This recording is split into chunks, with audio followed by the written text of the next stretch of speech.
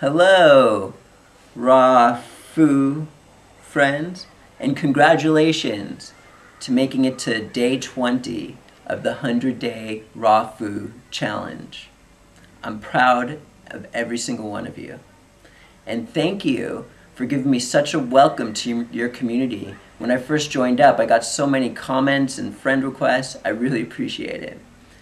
And Bunny Berry, I absolutely love you.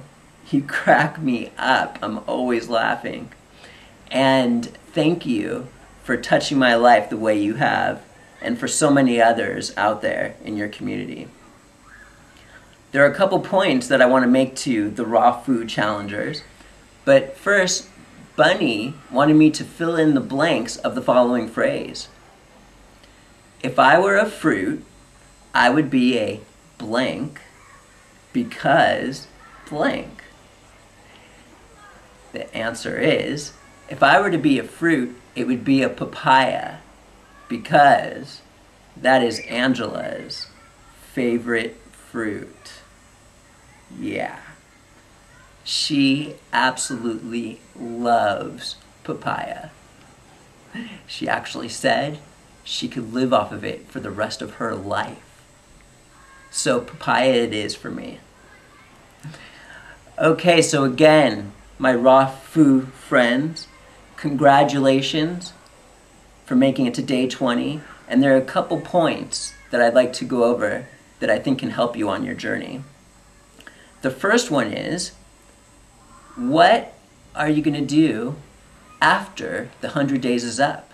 I feel that the key is, when you're done with these 100 days, is to make permanent dietary improvements. You don't need to be 100% raw to be healthy, but there are certain foods that should be eliminated from everybody's diet for ultimate degenerative disease prevention. There's so many diets out there today, and I'm sure you've heard of many of them, such as the Zone diet, the macrobiotics diet, the South Beach diet, and all these diets, they claim to get results. And you know, a lot of the time they actually do. People are healing from degenerative diseases, people are losing weight, and there's one common denominator on why they all succeed. They all leave certain foods out of their diets completely without any exception whatsoever, such as refined sugar. And the reason why the raw diet is the best diet on the planet is because you're eliminating everything from your diet and only keeping in the good stuff. It's actually more important what you don't eat than what you actually eat. There's this superfood craze going on in the raw foods movement right now. Everyone thinks that raw foods or superfoods are the god. Ah! You could eat raw foods and superfoods until you're blue in the face. You're not going to get better unless you eliminate the cause, which are certain processed foods that we're going to go over in a second. I like to break down the foods into the following food groups. We've got dairy, animal protein, refined sugar, processed starches, and raw foods. So, if we understand that what you leave out of your diet completely is the way to ultimate health, then we obviously want to leave out the foods that are the most damaging to the system. And the two most damaging food groups of them all are refined sugar and processed starches. That's the secret. That's what every single one of those diets do. The Zone diet, the macrobiotics diet, the South Beach diet. It's not rocket science. They just eliminate those two most damaging foods. So the key is, when you're done with these 100 days, is to never go to those foods again. That's what causes the most damage to the body. Refined sugar is just simply any white sugar, any non-raw goodie, cake, cookie, candy, stuff like that. Processed starches is pretty much bread, pasta, and things like that. There are wheat and gluten-free grains that you can get away with on a transition diet, such as quinoa, millet, and buckwheat, which is awesome. Other things we want to stay away from are, of course, trans fatty acids, red meat, and pasteurized cow's milk products. Everything else in moderate quantities you can get away with for a good amount for the rest of your life and be healthy, God willing. For those of you that are familiar with my work, you're probably going to know what the second point is that I'm going to talk about today. It has to do with colon hydrotherapy, cleansing the colon. Now, one of the most misunderstood aspects in the health community is detoxification. The more you leave out of your diet completely without any exception, the more you're going to cleanse and detoxify.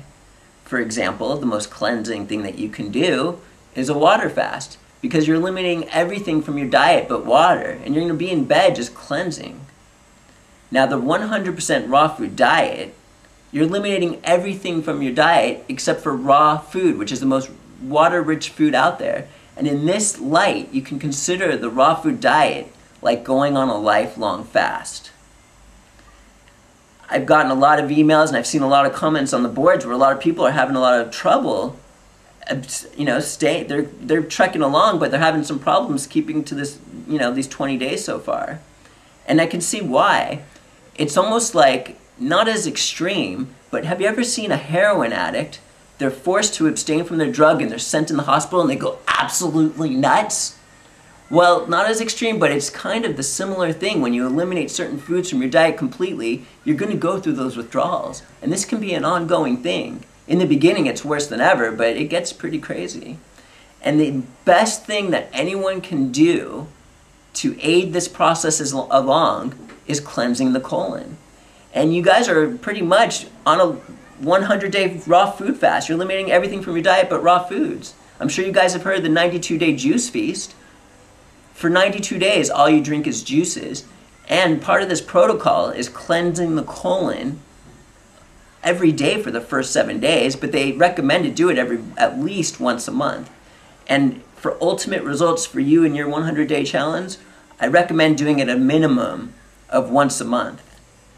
If you do cleanse the colon on a periodic basis, the amount of progress you will make on this 100 days will be 25 times more than if you did not do that.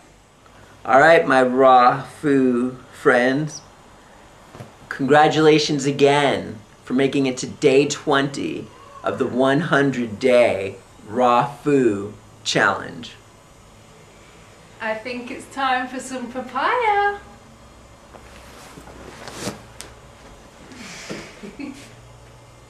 Mwah.